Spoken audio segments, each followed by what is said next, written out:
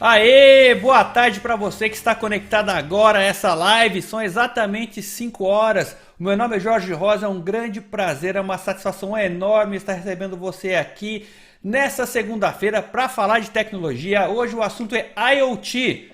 Eu trouxe um convidado todo especial que eu já vou apresentar, o Wagner Álvares.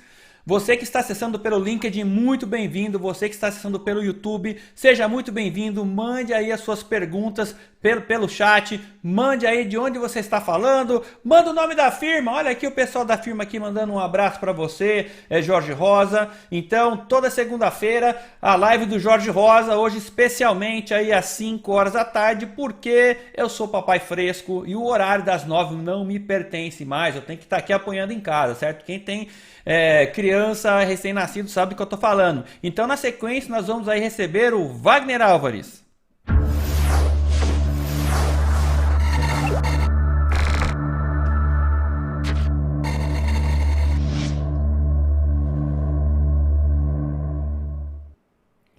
Fala, Wagner! E aí, como é que tá? Beleza? E aí, Jorge, tudo bem, cara? Tranquilo? Tudo bem, cara. Obrigado por você ter aceito aí o convite para participar dessa live em Imagina. plena segunda-feira, né? Mudança de horário de última hora aí, porque né, motivos de força maior, certo? Você Sim, sabe do que eu tô sim. falando, a função, né? A logística aí à noite com as crianças, essa coisa a gente tem que estar presente, tem Não. que ajudar, né? Mas muito obrigado aí, Wagner, por aceitar o meu convite. Vulgo Vagnão, Vagnão. né? Um amigo de longa. Estamos de volta? Estamos de volta, Estamos de Vagnão. volta. Aconteceu aí algum problema aí, travou, mas agora vamos Acho começar que tudo vai. de novo. Vamos começar tudo de novo. Vagnão, então, muito bem-vindo, Vagnão. Eu sei que você Muito falou um obrigado. tempão sozinho aí, né? Deu uma Ah, travada parou aqui, básica, eu né? já fui lá no refresh lá, Já né? foi Mas no quem sabe faz refresh. ao vivo, né? Quem sabe faz ao vivo, cara. Então vamos aí, então, Vagnão de novo com a sua autoapresentação. Seja muito Sim, bem-vindo vindo a essa live aí, Vagnão. Um grande abraço. valeu. Valeu, cara. Então, bom, sou o Wagner Álvares, sou engenheiro de automação, sou pós-graduado em gestão estratégica e econômica de negócios, tenho 24 anos aí de experiência em automação industrial, já trabalhei por grandes empresas, trabalhei junto com o Jorge por um bom tempo numa outra empresa, e hoje eu sou gerente para o segmento de alimentos e bebidas para a Baluf, né? Aqui estou vestindo a camisa aqui da empresa, aqui com orgulho, e hoje a gente vai falar sobre eficiência, né, sobre tecnologia, sobre a IoT no mundo de alimentos e bebidas, né? Vamos trocar aqui algumas experiências, algumas ideias sobre isso, né? Então, desde já, bem-vindo a todos também, obrigado e vamos que vamos. Vagnão, então já vamos chegando à minha primeira pergunta. Você, como gerente aí responsável pelo segmento de alimentos e bebidas, antes da gente entrar no assunto IoT, falar um pouco de IoT, falar de sensores inteligentes, esse tipo de coisa, conta um pouco pra gente aí como que tá esse mercado de alimentos e bebidas agora, principalmente nessa época, né? Vamos dizer assim, não vou dizer pós-pandemia, mas essa transição, né, da pandemia para pós-pandemia. Sim, a gente já está vendo, né, Jorge? Acho que começando a sair daquela fase mais crítica, né? Sem querer entrar no mérito do que está acontecendo, né? Quem está certo, quem está errado, mas acho que claramente a gente já começa a ver uma melhora, né? E o segmento, né, dentro os vários nichos que a gente tem, né, quando a gente está falando de alimento, bebida, entra bem de consumo, farmacêutico, cosméticos, está sofrendo bem menos do que, por exemplo, o segmento automotivo, né? Então, eu tenho aqui uma colinha aqui, né, para lembrar aqui de uns números. Então, dados do IBGE aqui recentes falam que em alimentos este mesmo período comparado ao ano passado está com 4,9% de crescimento, cosméticos e limpeza 4,1%, né? Máquinas e equipamentos está caindo 15%, mas deste mês para o último mês já teve um crescimento de 14%. Né, comparado, por exemplo, se a gente for falar dos veículos, né, já estamos falando em 40% de queda, mas também já está começando a haver uma melhora. E o segmento de bebidas teve uma queda de 8% comparado ao ano passado, mas também já vê no último mês um crescimento. Então, e por que isso, né? Primeiro, ninguém parou de comer, né? Isso é óbvio. Segundo que, por exemplo, o segmento de injeção de plástico, de termoformagem, das embalagens, também está num crescimento bastante significativo, porque está todo mundo comprando comida congelada, né? E você precisa das bandejas essas embalagens para esse tipo de alimento, está tendo uma queda significativa, né? Empresas de limpeza quase que dobraram sua produção, né? E aí vem um ponto importante quando a gente está falando agora da pandemia, que é o custo Covid. Né? Então, as empresas hoje, elas têm o custo Covid, que é testar os colaboradores, é a questão de limpeza, né, de adequação aí aos protocolos de segurança. Então, está todo mundo sofrendo muito, Jorge, mas o alimento, ele está, em resumo, sentiu menos, né? Então, de todo o espectro que a gente fala de alimento e bebida sofreu mais, porque, eu não sei você, mas eu estou bebendo mais cerveja, né? Aqui em casa. Mas o consumo de bebidas em bares e restaurantes caiu, né? E as empresas de bebida dizem que o consumo, né,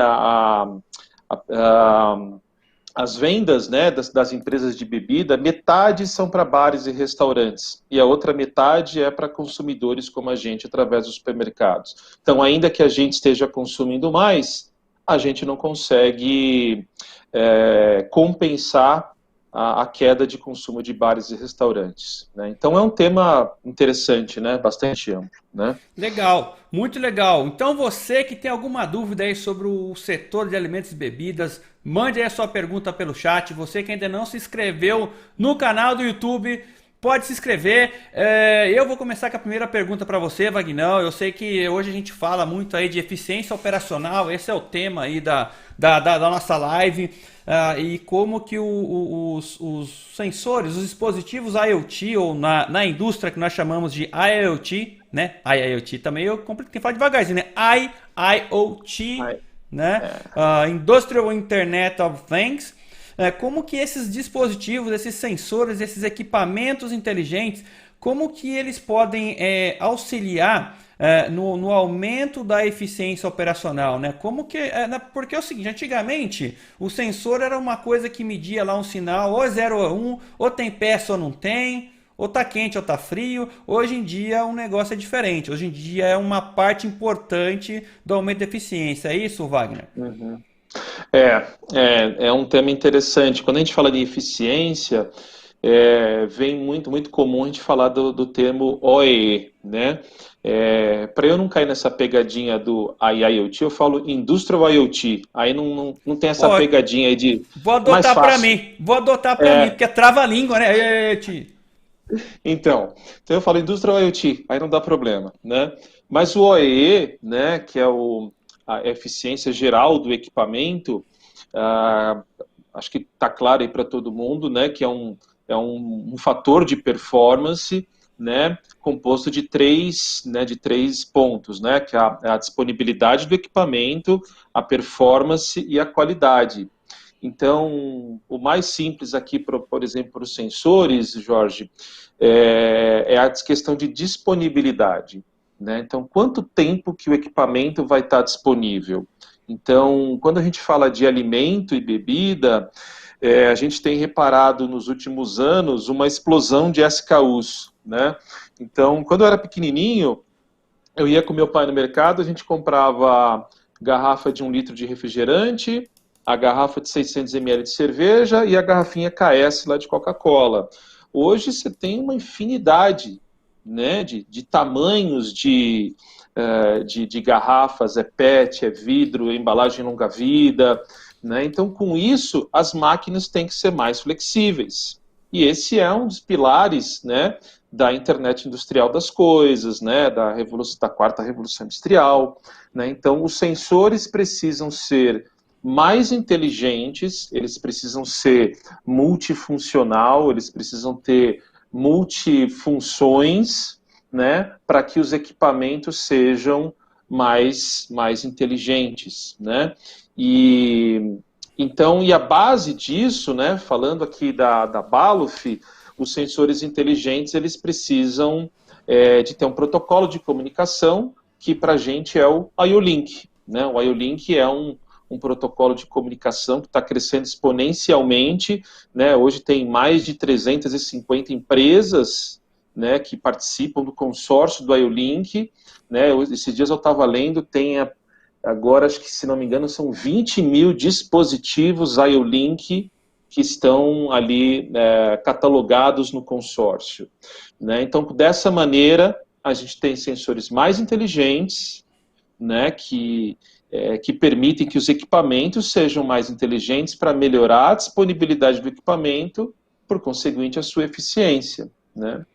É mais ou menos nessa linha aí. É interessante, cara. E aproveitando aí, então, para mandar um alô para minha mãe e a minha esposa, eu te falei que as duas primeiras a entrarem na live. O Carlos Peixinho, um grande abraço, Peixinho, um grande abraço, Peixinho, tá na live. grande. Né? O Elton, professor Elton, conhece o Elton, Vagnão?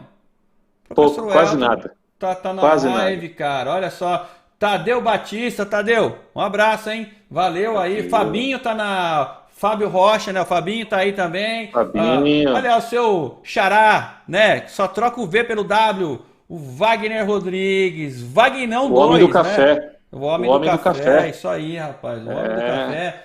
Então é isso aí. Mas, o Wagner, mas uma coisa que você falou aí da tecnologia IO-Link, e a gente muito se discute da utilização, como que essa rede, logo a gente já vai entrar em detalhes, como que funciona, essas coisas todas, mas como que está hoje, no geral, não só em alimentos e bebidas, como que está a aceitação no mercado dessa tecnologia?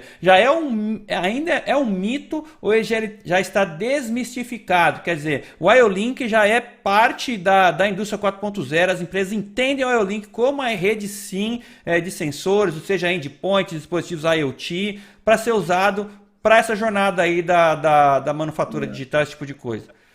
Não, legal. Cara, assim, o IO-Link, né, pela a CATEC, aí os órgãos, né, que ditam as regras lá da indústria 4.0, o IO-Link é o padrão, né, de comunicação de chão de fábrica, né, e a gente costuma dizer que ele é o USB da automação pela facilidade de trabalhar com ele. Né? Aqui eu acho que o objetivo não é nem a gente ficar falando do IO-Link em si, mas ele sim é o habilitador. Né? E como eu disse, Jorge, está crescendo de uma maneira muito mais rápida, por exemplo, que a quantidade de nós em Ethernet IP, por exemplo, que é uma tecnologia, é a tecnologia também. Né? Então, o IO-Link já é uma tecnologia que tem aí pelo menos seus 12 para 15 anos, se eu não estiver enganado, né? Então ele já está consolidado no mercado. Entretanto, para alimentos e bebidas, ele ainda está num período de adoção, né? Não são todos que conhecem ainda, mas a gente tem tido grandes sucessos, grandes resultados com os benefícios que o IO-Link traz, né? Mas aí, por exemplo, os benefícios, né? Eu gostei dessa palavra, os benefícios do IO-Link. Se eu comparando, por exemplo, então, um sensor tradicional com um sensor em IO-Link, usando essa tecnologia, né? A diferença é muita diferença ou é pouca diferença? Não, deu uma melhoradinha. Ou é uma outra... Estamos vendo uma outra era, vamos dizer assim, quando eu utilizo essa rede de sensores.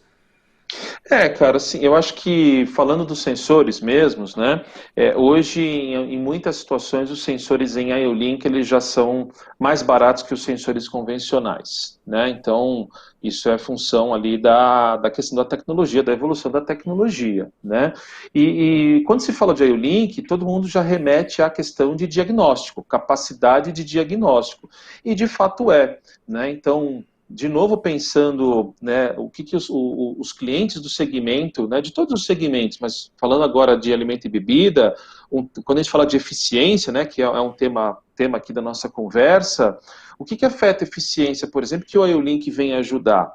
Você ter a capacidade de diagnóstico, você ter a capacidade de você ter lógica no dispositivo, deles terem multifunções, né, de você conseguir reduzir a questão de cabeamento, a questão de arquitetura, a quantidade de componentes que está dentro do painel.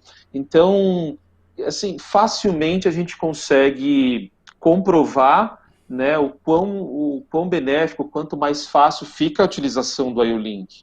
Né? Então, cara, esse negócio está crescendo muito rápido. Muito rápido. E aí, trazendo aí um exemplo prático que você estava me contando aí na conversa antes da gente entrar ao vivo, você estava me falando que você acaba usando essa tecnologia IO-Link, né? Por exemplo, coloca lá é o master, né? O master de IO-Link que vai conectado nos sensores de IO-Link. Muitas vezes você reduz tudo isso que você falou, essas vantagens, mas também os módulos de entrada do controlador, que você deixa de usar, por exemplo, uma entrada discreta para o sensor que ele era utilizado e agora está tudo rede, né? Você pode falar um pouco desse exemplo, Wagner? Assim, cara, acho que a gente não, a Balluff, né, e a tecnologia IO-Link, ela não vai concorrer com o que os fabricantes de controladores, por exemplo, estão fazendo com Profinet, EtherCAT, Ethernet, Ivonet, né? E assim por diante, as redes. Não vai acontecer isso. Mas em termos de hardware, você consegue descentralizar a arquitetura, os cartões em IP20 que estão lá dentro do painel, ou mesmo quando você leva ele para o corpo lá da máquina, né, para montagem ali em campo, você levar um cabo de rede com o mestre IO-Link e você, com os hubs de expansão, você conseguir descentralizar e reduzir drasticamente a quantidade de cabeamento que está indo para dentro do painel elétrico. Então, por exemplo, um caso prático aqui, bem simples, né? Você conseguir reduzir tamanho de painel elétrico, a capacidade que você vai ter, a necessidade de você ter ar-condicionado na indústria alimentícia, a gente sabe que a temperatura é um fator crítico, né? Hoje, eu também costumo dizer, dar como exemplo, Jorge, quando você entra, o problema grave que a gente tem nas empresas hoje, quando você vai visitar o cliente, a dificuldade de você estacionar o carro e a dificuldade de achar uma sala de reunião. Quem nunca já não demorou para entrar na empresa, porque não consegue parar o carro, e ter que esperar achar uma sala de reunião. Então, imagina na área de produção com máquinas, com espaço para as máquinas. Então, hoje o layout, espaço físico, é extremamente crítico. Né? Então, reduzindo o tamanho das máquinas, né, ou você ter as máquinas modelo twin de empacotamento, ter duas máquinas em uma com o mesmo tamanho de painel, ou ainda se você precisar mexer no layout da empresa, e com o IO-Link você tem a modularização, porque você vai ter menos cabos, é um impacto direto, né, na hora de você fazer um comissionamento, de você fazer uma intervenção, né, por conta de algum problema. Então, os ganhos são absurdos, muito grandes. Muito grandes. E quais tipos de dispositivos eu posso colocar em IO-Link, Wagner? Porque a gente está falando aí de sensor, né? É qualquer tipo de sensor ou, por exemplo, não, o IO-Link só tem lá em dispositivo sensor indutivo, né? Quais são os dispositivos que a gente tem já essa tecnologia embarcada? Ô Jorge, a gente tem, cara, eu estava vendo esses dias, eu já vi fabricantes que estão lançando inversor de frequência em IO-Link, né? Válvulas de processo em IO-Link, né? Geradora de vácuo, pessoal aí que trabalha com pneumática, terminal de válvula, geradora de vácuo, você ter um acionamento eletromecânico em IO-Link, né? Então tem hoje cada vez mais dispositivos sendo lançados. Falando no portfólio da Balluff, além das redes, da quantidade de módulos, né, IP67, IP69K para a área de solda, né, tem uma gama, uma diversidade muito grande, aí sensores para a área de processo, né, temperatura, vazão, pressão, indutivo, óptico, capacitivo, torre de luz luminosa, a gente tem também a parte do RFID, né, que é muito utilizado para rastreabilidade, controle de acesso, também, né, em IO-Link, né, então cada vez mais dispositivos, né, com maior diversidade em IO-Link. Fica bem legal, eu brinco, parece um Lego, né, que com o mestre IO-Link você vai colocando coisas diferentes num único módulo. É bem interessante. E olha aqui, ó, o Vogel34 está na live, eu acho que é o Leandro Vogel, ou é o filho do Leandro que está na live, um abraço, hein? O Rodrigo Vilas Boas, lembra do Boas, cara? E aí, Boas, tá de boas? Tá falando direto de Fort Lauderdale, esse cara aí. Rapaz, a live tá rompendo barreiras, Jorge. Eu não sei o que é mais difícil falar, cara, se é IoT ou Fort Lauderdale. Né? Eu não sei o que é mais. Então, é outro trava-língua também que a gente precisa treinar, né? Mas, ô Wagner, não, aí de todos esses dispositivos, uma dúvida minha aqui agora, cara. Qual o dispositivo que você fala, meu, esse é o mais legal que tá em IO-Link, cara? Tipo, eu nunca ia imaginar esse tipo de dispositivo, mas esse aqui, eu tenho até esse aqui tá em IO-Link. Toca de caixa assim, a gente não combinou nada. Qual seria? Acho que a parte de safety também, né? Uhum. Eu acho que você teve aí, pouco tempo atrás, uma live com o mestre da segurança, o André Vicentin, né? Uhum. E acho que vocês falaram bastante da NR2. E eu estava comentando, mas a gente também tem a parte de safety, né? Em IO-Link. Né? Então, os hubs, né? Os módulos de safety, com o ProfSafe, né? No caso, de você poder conectar os dispositivos de segurança, uma barreira, um botão de emergência, etc. Também, né, a gente chama de Safety over IO-Link. Né? Então, eliminar relé de segurança pela máquina. Né? Então, também enxuga drasticamente aí a arquitetura de controle. Acho que esse é um diferencial bem legal. Mas seria a mesma rede IO-Link? E você consegue colocar... Ah, mesmo... Pô, legal isso aí, mano. Porque eu não consegui imaginar, assim, cara, uma rede IO-Link de segurança, né? Quer dizer, para você conseguir garantir integridade, a rede deve ser boa, né? Cara, não tem, eu preciso da ajuda dos universitários aqui, mas tem ali, talvez você saiba, Jorginho, a questão ali do Black Channel, da rede Profinet, você consegue garantir. A própria rede Profinet é uma rede segura, né? Então, dessa maneira, a gente consegue os dispositivos de campo em IO-Link colocar numa rede de segurança. Né? Então, é bem bacana também, cara. Pô, legal. E você que tem alguma dúvida aí sobre IO-Link, então, sensores IoT no chão de fábrica, mande aí a sua dúvida, mande aí o seu comentário. E aí esse assunto IoT ele é muito vasto, né, ô Wagner? A gente que trabalha, eu estava dando aula sábado, uma aula que era para ser sei lá, cara, de meia hora, foram duas, discutindo pontos de IoT, vulnerabilidades de IoT, usar, né, IoT ou não, porque o que isso me interfere na produção, o que eu vou ganhar com isso, o que eu não vou, né? Aí você falou da parte de diagnóstico de sensor e device, esse tipo de coisa. Mais especificamente, quais seriam esses diagnósticos, né? Porque, sei lá, o sensor ele fala para você quando vai falhar, né? O sensor ele, sei lá, ele te manda um sinal de não é só presença, mas eu mando temperatura também. Olha, estou esquentando, por exemplo, uma coisa assim. Não, legal essa pergunta, Jorge, e depois eu vou te devolver com uma que talvez você possa também aqui me ajudar, mas hoje um diferencial que a Baluf tem, né, vou fazer meu jabá aqui também, é óbvio, né, mas todos os dispositivos IO-Link são universais, então você consegue saber a grandeza de engenharia, então se você tiver um sensor de posição, né, você consegue ler a informação na unidade de engenharia, milímetro, metro, o que quer que seja, sensor de pressão em bar, em PSI, o que quer que seja, se o cabo está rompido, se o cabo está em curto, isso é o básico, né? Mas cada dispositivo IO-Link, ele tem lá um mapa, uma tabela com os diagnósticos. Então você não vai ter uma capacidade tão grande de diagnóstico no sensor indutivo que está lá para detectar se tem uma peça ou não. É simples. Né? Agora a gente tem, por exemplo, uma fonte de alimentação em IO-Link, então você consegue monitorar, por exemplo, a temperatura no secundário da fonte. Né? Então, quem aqui nunca já teve problema, né, que a máquina parou por causa de uma fonte? Né? Mas hoje, todos os dispositivos em IO-Link que a gente está lançando, além dessas informações, né, que é o padrão, a gente também consegue monitorar temperatura de contato, vibração,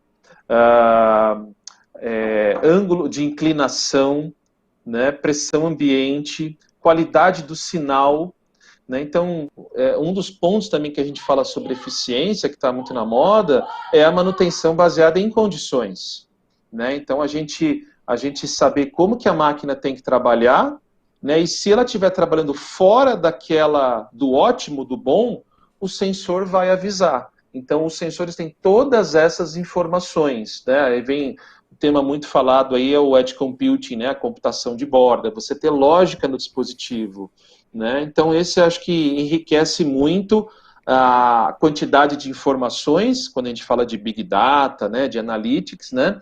Mas aí, Jorginho, queria te devolver, que acho que um tema que é muito crítico, né? Que a gente está ouvindo falar, é a questão de cibersegurança, né, a gente já ouviu falar recente de invasões, né, em empresas tal, né?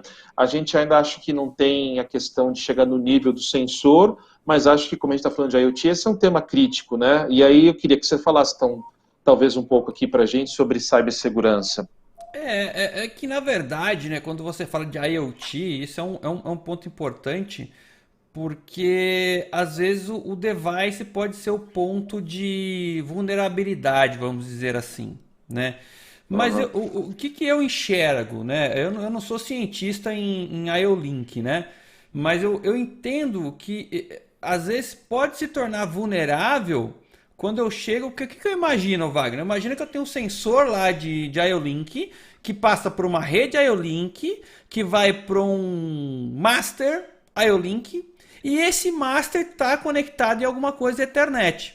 E aí eu enxergo que a vulnerabilidade tá daí para cima, né? Uhum, E aí, exato. e aí vai do seu próprio plano de segurança cibernética a nível de dispositivo. Hoje em dia você tem recursos, você tem ferramentas para você garantir, mas apesar que eu acredito que a segurança é muito holística, né? E para o cara fazer Uhum, isso, o cara tem que estar lá no pé da máquina para fazer. Só que para ele fazer isso, ele tem que ter acesso. Quer dizer, o quão você está uhum, bloqueando as portas que estão sobrando da sua máquina, o quanto que, sei lá, o seu equipamento de rede, lá, o switch, ele está configurado para que se alguém for tirar lá um cabo e colocar um outro cabo lá no lugar, você detecta isso, né? Porque eu uhum, fico uhum. imaginando pro cara, sei lá, cara, eu vou entrar num sensor de IO-Link, né? Pô, como é que eu vou criar um espelho do sensor? Que eu imagino que se eu desconectar o sensor já vai dar falha. Eu já vou saber, algum lugar vai me dizer que você falou que tem lá diagnóstico, né? E aí Sim. eu imagino que um caminho contrário é possível. Eu entrei na internet, passei tipo num Uhum. scanner num Master IO-Link, entrei na IO-Link. Mas o contrário, eu vou conectar dois fiozinhos e vou entrar na internet? Eu não consigo enxergar. É, Eu fazendo o caminho contrário, acessando o controlador, né?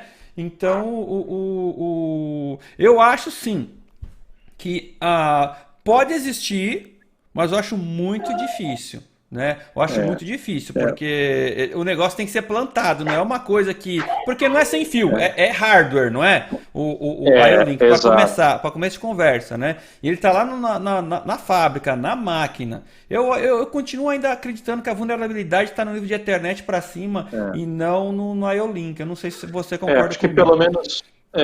pelo menos por enquanto, né, cara? Acho que não chega ainda no sensor. Pelo menos por enquanto, né? Mas vai que logo logo começam a inventar alguma outra traquitana mirabolante para chegar no sensor e mudar um parâmetro, por exemplo, dele. Não sei, né? Mas Porque realmente, acho que ainda não chega, né? porque o parâmetro, eu imagino, ele tá gravado lá no master, não é? Quando eu troco lá, não tem um Exatamente. download automático, ele não vai ver, pô, rapaz, tem Troca alguma coisa quente. errada aqui.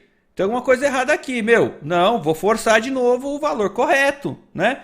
Eu imagino Uhum, que é uma uhum. coisa assim. Então, por isso que eu acredito que seja. É. O rapaz, agora tem o Elton que lançou uma pergunta de prova aqui, hein? Professor. Pergunta de leigo, olha só que doideira, cara. A gente estava falando disso agora há Hum. pouco. Existe algum tipo de IO-Link em rede wireless, tipo Zigbee? Eu, eu não conheço.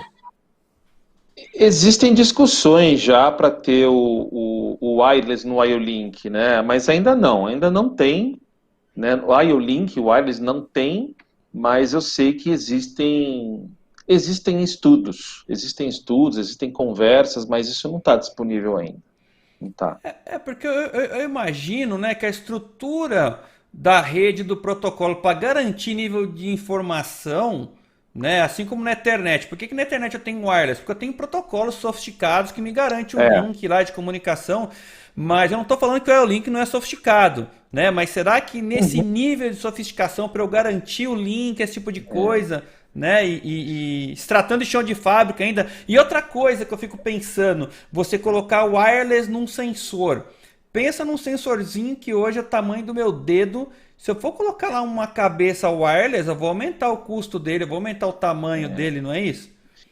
exato. E, inclusive, você já viu sensor em Profibus, Profinet, internet? Não tem, né? Justamente pelo custo, né? Por Uhum. isso que o IO-Link é uma tecnologia em ascensão, pelo custo, né? É muito simples, né? Muito, né? Eu falei que tem sensores em IO-Link que já são mais baratos que os sensores discretos. Agora, uma coisa que é comum ver, não, como eu falei, eu já ouvi discussões, uma tendência talvez, não sei se isso vai acontecer num futuro muito próximo, mas quando a gente fala, por exemplo, de monitoramento de condições, né, é um tema muito em discussão hoje nas empresas, de você fazer, por exemplo, uma solução, né, de preventiva, de preditiva, de monitoramento de condições, usando sensores, levando para um mestre IO-Link, aí você não precisa passar por um PLC, o que é uma grande vantagem, porque o mestre IO-Link já tem um web server, já tem uma linguagem JSON que está pronta lá para o mundo do Industrial IoT, né? E aí sim você pode ter um gateway para você conectar no mestre IO-Link, você vê lá no teu um dashboard no teu celular e vê o que está acontecendo, né? Sem ter PLC e fazendo isso de forma remota. Aí sim Uhum. dá para fazer, mas precisa de um componente externo, né? Não dá para É. ser sozinho. Né? É, É bem legal isso, cara. e tem o Eltron complementou aqui, cara, e aí ele tem razão, porque o wireless poderia ser um ponto muito vulnerável para invasões, né? Exato. Então aí cria aí é o paradigma, né? Porque eu pego, vou imaginar aqui em casa, cara, como é que era antes, né? Você instalar sensor de segurança na sua casa, lá de presença, de alarme. Antigamente você tinha que passar fio, um monte de coisa, né, cara, tal. Hoje em dia Uhum. é um monte de sensor que usa essa rede sem fio Zigbee, que é bem simples, né? Sim. E o sensor ele tem uma bateria de 6 meses e que ele te manda dois sinais. Tem gente, não tem, e a bateria tá e o nível de bateria. Mas eu fico pensando, nesse caso, por exemplo, que eu só tô mandando um sinal de tem pessoa, não tem, a gente sabe que não é um negócio rápido, né, cara? Não é uma coisa Uhum. muito rápida. E o sinal de integridade da bateria, eu imagino, pô, atende, né? Agora imagina uma aplicação industrial, cara. Tá passando, contando peça lá, cara, sei lá, 1.000 por minuto, É, né? E o você ciclo pega disso daí. uma linha de bebida, uma linha de bebida de lata, você tem 17 latas por segundo passando, né? E a gente tem aplicações, por exemplo, né? Voltando ao tema da eficiência, a Balf tem sistemas de visão também. Então você colocar para você fazer uma inspeção de qualidade, né? Só voltando no tema do OEE, né? Que um dos fatores do OEE é a qualidade, é você ter refugo e retrabalho.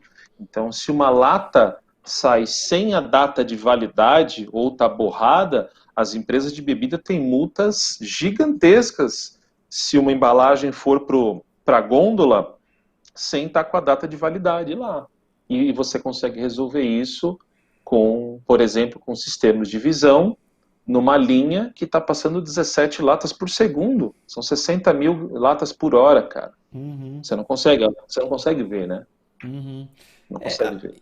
Mas o Wagner, aí o sistema de visão, ele tem lá eu imagino que o sistema de visão, ele tem um edge compute, ele tem uma capacidade computacional embarcada grande que ajuda nesse processamento, né? Mas, por exemplo, Uhum, vamos imaginar um sensor mais simples lá, que eu só estou lendo, contando quantas garrafas? Vamos pegar o exemplo lá uhum, das uhum. garrafas. Em IO-Link eu consigo ter essa mesma velocidade para contar a quantidade de garrafa? Consegue, cara, consegue.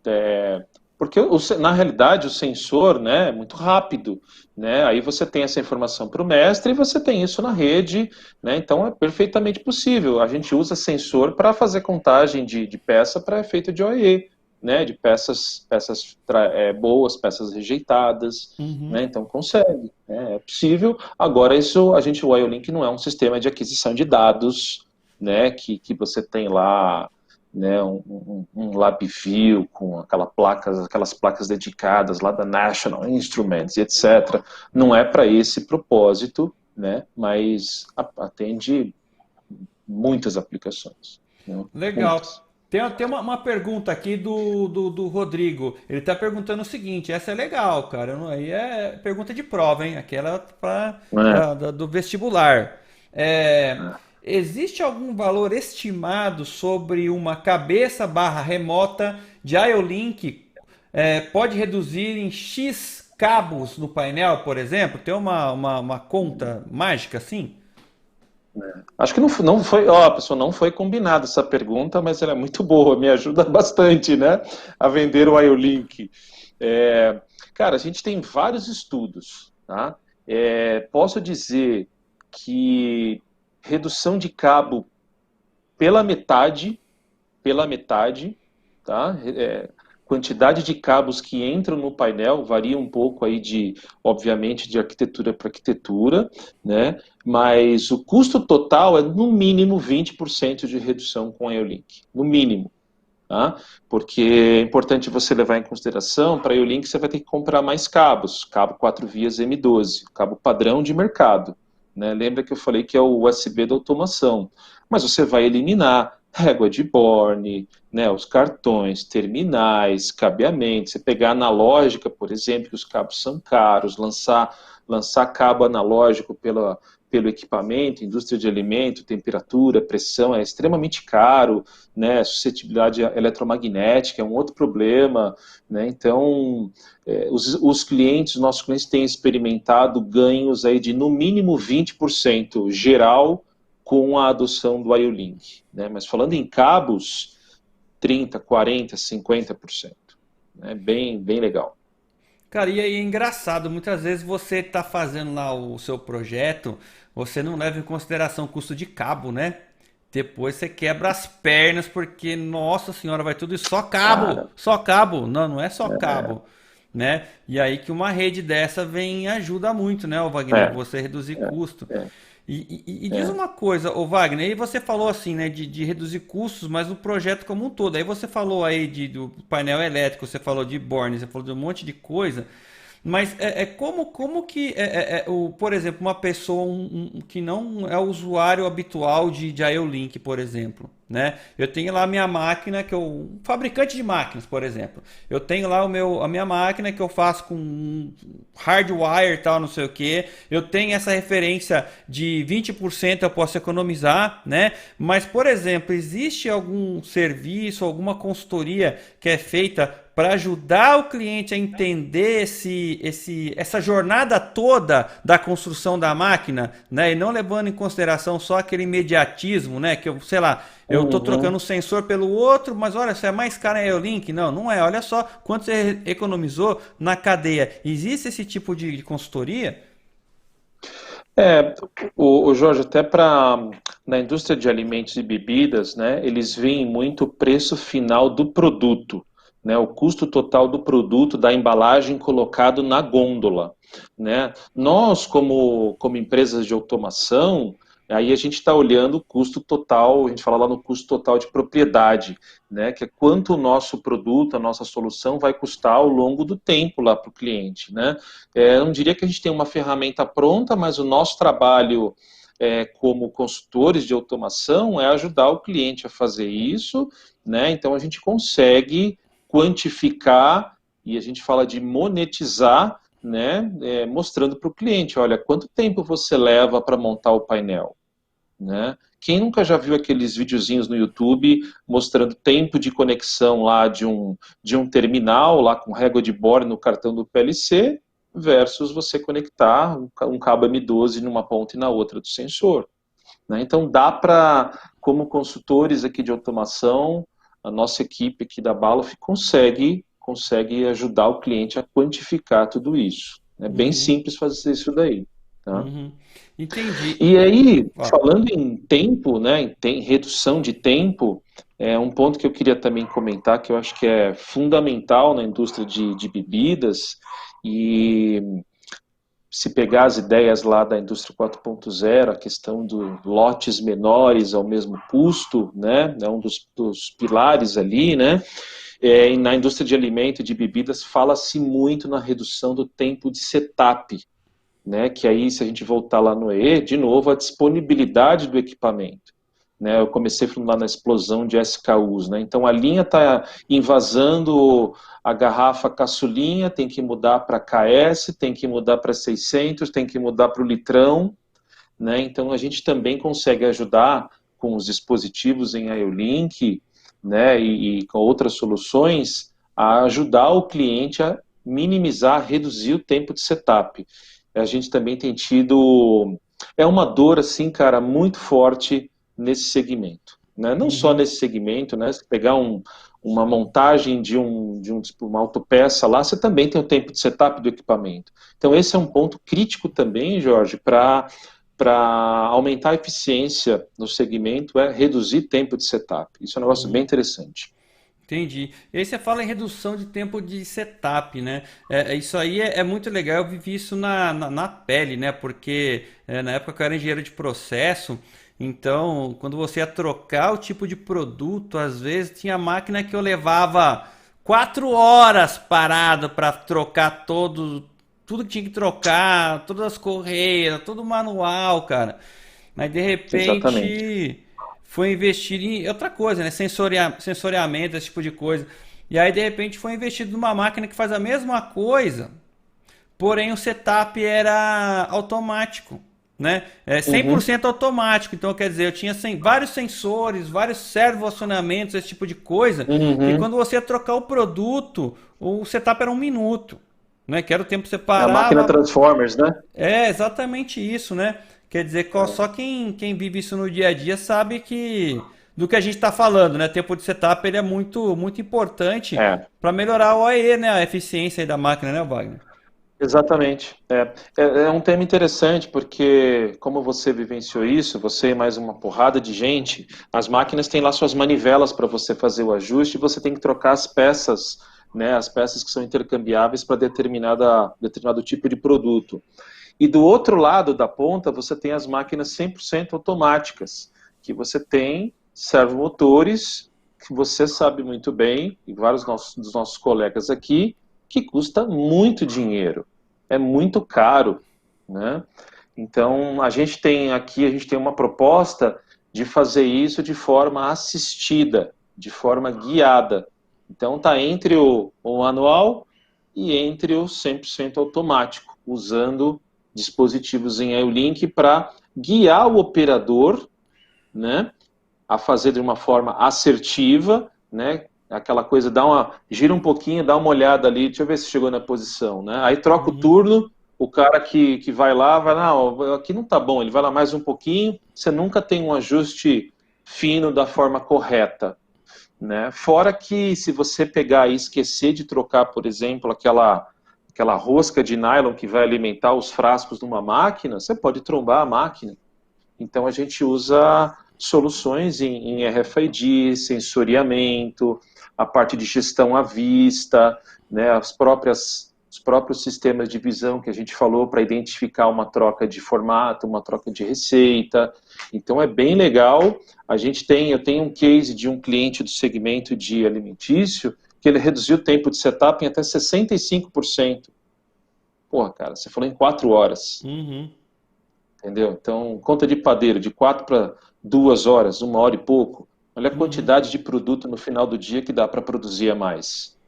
É muito crítico. Mas essa é a conta que tem que ser feita, né? Aí o que eu imagino, por exemplo? Quem constrói uma máquina, ele vai fazer a conta do custo para ele produzir a máquina. É aquilo que a gente falou, né? Você falou que ele tira régua de borne, elimina, enfim, cabo, esse tipo de coisa. Mas pega lá o usuário final, de alimentos e bebidas, né? A conta dele é exatamente essa. Pô, reduzir meu setup. Quanto custou? Quer dizer, o que eu investi numa rede inteligente, meu retorno foi excelente, né? É. Então, e tem aquele velho Retorno de ditado, né? investimento é em dias, cara. É. O retorno de investimento, ele dá, o resultado é dias, assim. Então é muito rápido, Uhum. muito rápido. Mas hoje, por exemplo, né, e é uma dúvida que todo mundo tem. E é uma coisa que eu defendo, né? Eu quero começar a indústria 4.0, quero implementar, vou comprar, então vou investir em sistemas sofisticados e um monte de coisa.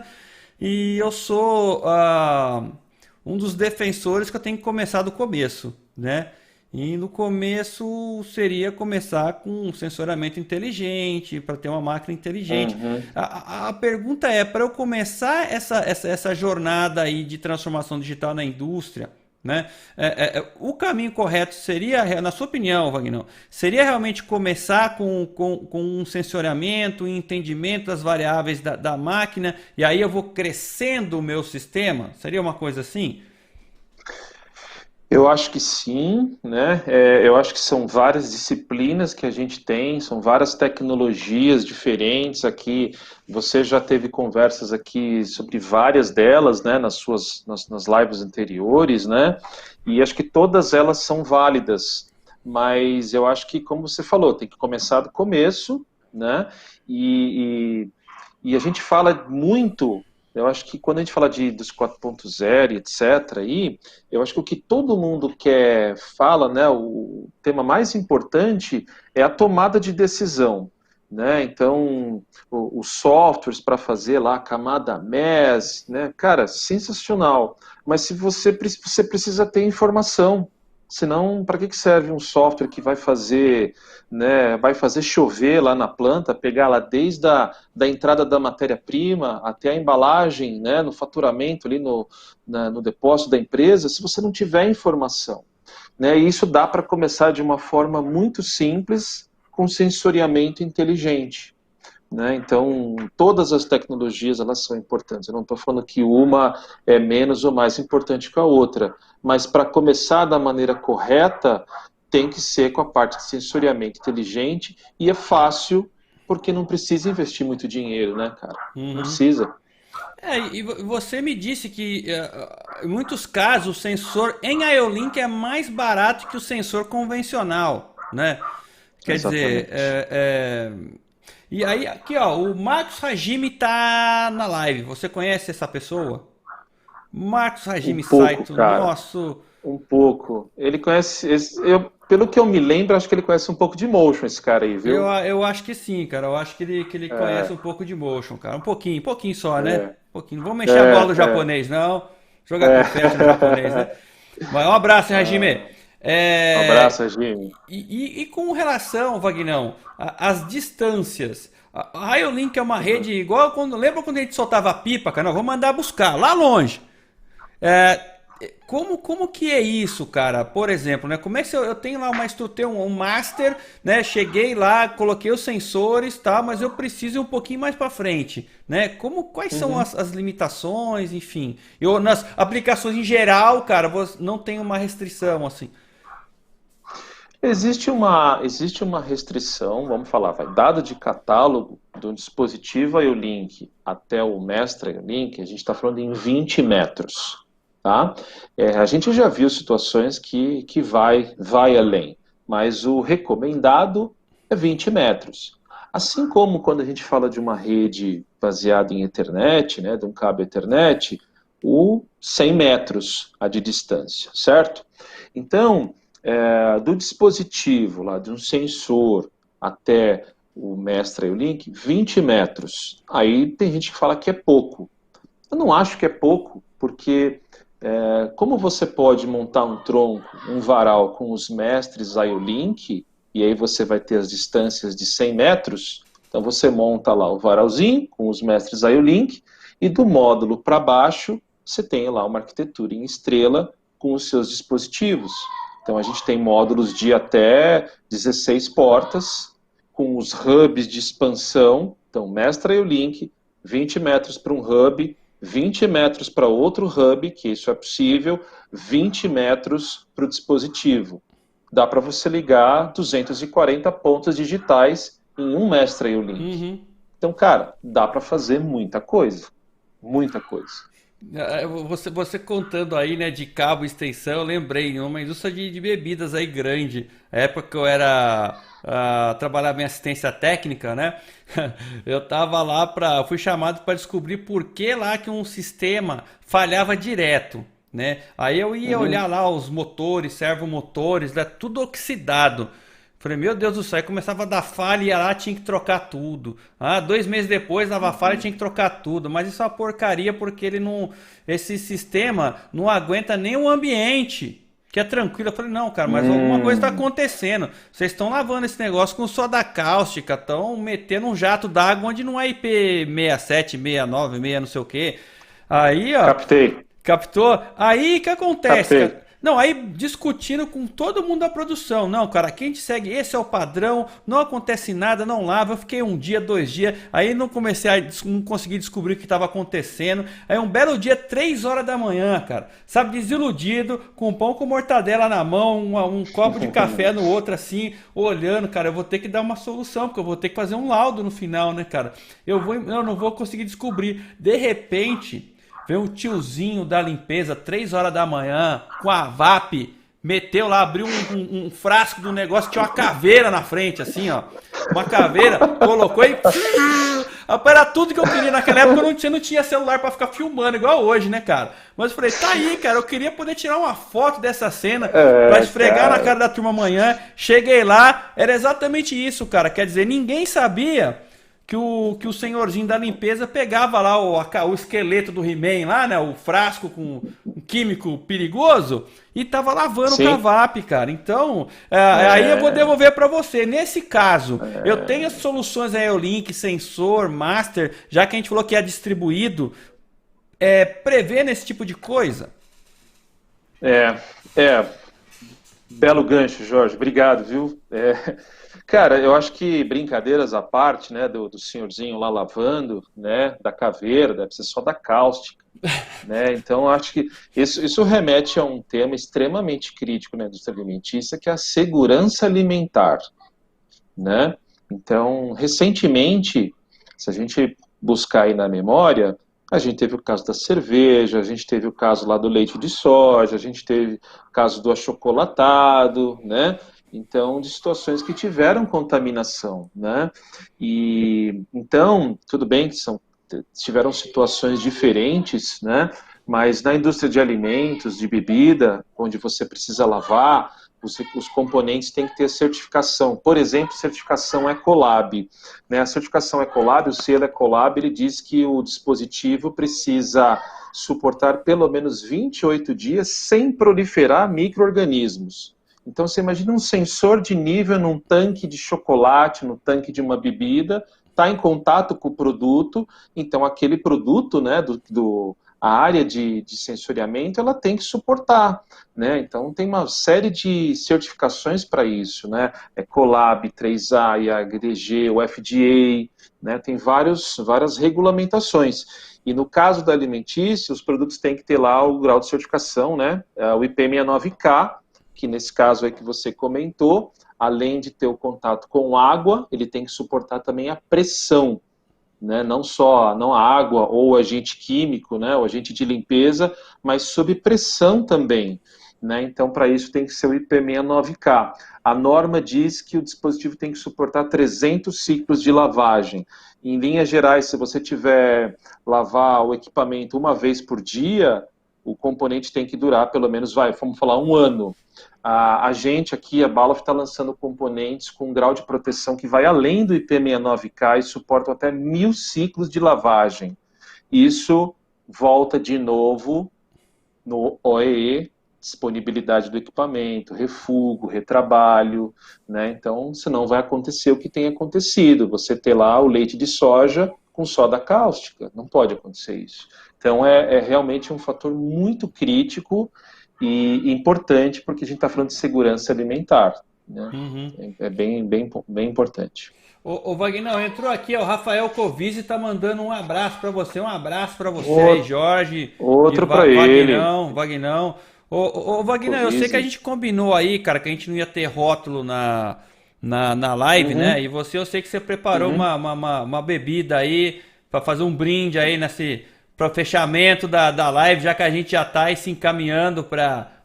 Eu não tenho problema com marca, não. Eu tô tomando aqui a minha Helles aqui, ó, Cidade Império, né? Eu costumo fazer Aí isso sim, só na live de sexta, mas como meu amigo Vagnão, faz tempo que a gente não toma uma, então precisa aí fazer esse sem brinde dúvida. online, né, cara? Então eu Como é queria... uma live de alimentos e bebidas, né? E em respeito aos meus clientes, eu não quero criar nenhuma inimizade, né? Então eu vou Uhum. só mostrar o copinho aqui, Jorginho, né? Tamo aí aproveitando, né? E falando de Saúde. alimentos e bebidas e beberam. Então aqui, ó, saúde. Ô Vagnão, para fechar então aí a live, a gente já está se encaminhando aí pro final. Eu queria aí agradecer a sua presença, né? Muito obrigado aí por ter aceito o nosso convite, compartilhar um pouco aí as soluções da Balof com relação a sensores inteligentes, IoT, né? Porque as pessoas pensam que sensor é só o sensor de presença, sensor de pressão. Tem muito mais tipos de sensores, Uhum. né, que já estão habilitados aí para IO-Link, né? Eu acredito que quase todos os tipos de sensores já estão em IO-Link, é certo, o Vagnão? Sim, quase todos eles. A grande Uhum. maioria. Então, quer Tem dizer, coisa que você não precisa. Você não precisa ter um sensor magnético em IO-Link, mas você tem. Né? Então, isso é um ponto importante, avaliar o que de fato a gente precisa ter em IO-Link, né? Acho que isso é importante também. porque nessa transição é importante saber, né, a disponibilidade de sensor, né? Se eu tenho toda a gama de Uhum. sensores que eu uso, prestar atenção aí na questão do IP, né? Do sensor também, enfim, tudo isso. Eu achei legal isso que você falou, viu? Essas certificações. Eu nunca tinha ouvido falar, eu não tinha nem ideia disso. Né? Que tinha Uhum. todas essas certificações de bacteriano, essas coisas todas, eu não imaginava Uhum. que um sensor É. que vai em food and beverage precisava ter esse tipo de, Tem que estudar, né, Jorginho? A gente estuda um pouquinho, né? Precisa, né? rapaz, eu aprendi mais uma, né, cara? Agora eu já posso. Depois eu vou pedir pra você me passar tudo isso aí. Que quando eu for dar aula eu vou falar tudo isso aí. Eu só não me pergunto o que que é, mas eu sei que tem, é importante, né? Uhum. Então, obrigado, cara. Então, mais uma vez, Vagnão, aí, ó. Ó, um brinde aí, um brinde pra você que está nos vendo. Vagnão, suas considerações finais, então, aí. Obrigado por ter participado conosco aí nessa hora aí, fechando com chave de ouro exatamente às 18 horas. Cara, show de bola, foi muito legal, né? Bate-papo bem descontraído, informação importante. Muito obrigado. Faço questão de voltar em breve, ou no happy hour, ou sobre algum outro tema, né? Vou fazer um jabazinho aqui, se você me permitir. Quem tiver mais interesse, seguir a mim e ao próprio Jorge, que tem muito conteúdo legal, né? Dia 23 e dia 24 a Baluf vai fazer uma feira virtual, né?